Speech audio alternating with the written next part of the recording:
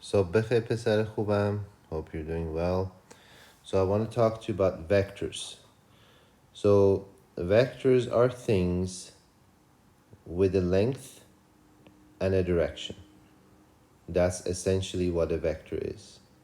Now, in order to define vectors, we want to either think about the size and the direction, so size of a vector and the direction from the x, so the angle from the x-axis, or you can think about this vector v as its x component and y component. So a lot of times people say vector v, it's equal its x component plus the y component, and that's how you add vectors. You add from here to here, then here from here to there, then where you started it and you ended it, that's the vector v. So v of x plus v of y, that's that. And if you notice, I wrote v of y here, but I also wrote v of y here because you can say these are all the same vector v's because they have the same direction and the same size. Now, in order to define things better, we have this little I and little j. If you notice, I have a little hat on him.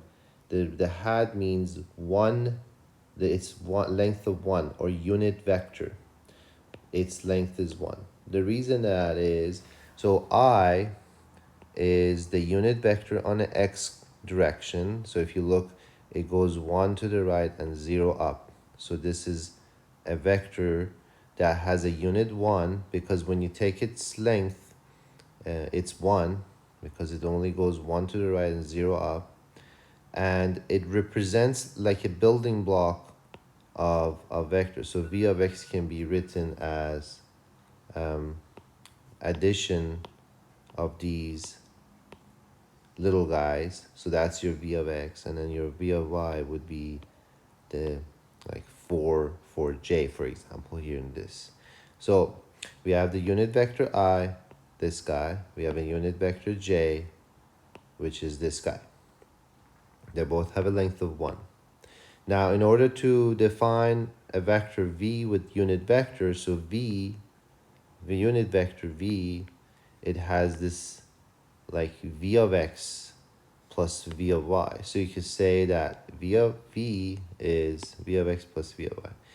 Another way to write it is you could say, okay, this v of x has a size times the direction of I. So this v of x, it's its size times this direction I. And then this v of y is its size times the direction of j. So v of y is its size times kind of in this direction j. So these are size, these are direction. This is size, this is direction.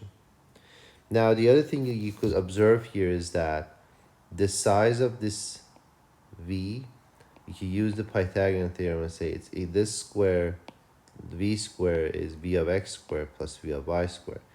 So you can say the size of v squared is equal v of x squared times v of y squared, the size of it only, not the direction.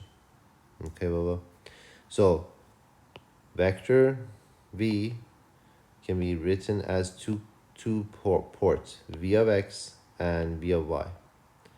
Each of them can be written as the size times the direction. So this v of x can be written as the size of v of x times the direction of I, and v of y is equal the size of v of y times the direction of j. All right, here's an example. So I have a vector v, and it's going into the direction of 1 and 2, which means you're going to go 1 to the x direction and 2 to the y direction. So that's kind of what that is. Now, what is the size of v, for example, here? The size of v square is 1 square plus 2 square, because this, look at this triangle using a Pythagorean theorem, that's 1, that's 2, so the size of v square is 5, So the size of v is square root of 5. We don't use plus minus because it's a size, so it has to be positive. So that's the direction there. And then, for example, if you look at here and think about this angle theta here, you could actually look at this theta and say tan of theta should be adjacent over opposite over adjacent, which is 2 over 1. So theta is tan inverse of 2. So that's your theta over here. This is your bad theta here. This is theta. Anyway, so let's do another example. Let's say we have this vector of size 3 and its direction is 30 degrees above the axis. So that's what they give you. So in order to find the x component, you want this vector. So you need the size of this, but that's easy because in this triangle, you could say that cosine of 30 is that over 3. So v of x, the size of this, is 3 times cosine of 30. And the same here, the size of this y direction is 3 times sine of 30. So the size of v of x is 3 cosine 30, and the size of v of y is 3 sine of 30. So in a sense, you can rewrite this vector as the x component times its direction, the y component times its direction. So v is 3 cosine of 30 times I. This is the size, this is the direction. Plus 3 sine of 30 times j. Again, this is the size, that's the direction.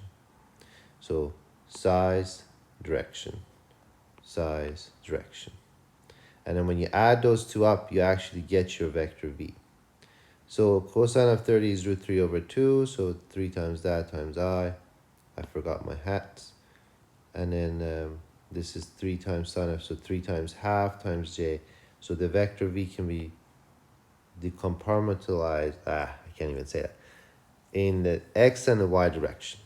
So this was written times as this plus that, essentially. Another example we have is you have the x direction and the y direction size. So this is your 2 and this is your 3. And they want you to find theta and they want you to find v. So you go here and say in this triangle, tan of theta is 3 over 2, opposite over adjacent. So tan of theta is 3 over 2. So your theta is tan inverse of 3 over 2. That's the size of, I don't know what that is, you have to figure it out. That's the size of the angle that you're going up in this vector. And then the length of your vector, the actual size of your vector, we don't have it. You can use Pythagoras theorem. So it's v square, size of it is 2 square plus 3 square. So this is it. The v square is 3 square plus 2 square, which is 9 plus 4, which is 13. So the size of v is root 13. Do not put the plus minus because you cannot be negative. You let me know if you have any other question. I can always explain this to you in person as well. Du sett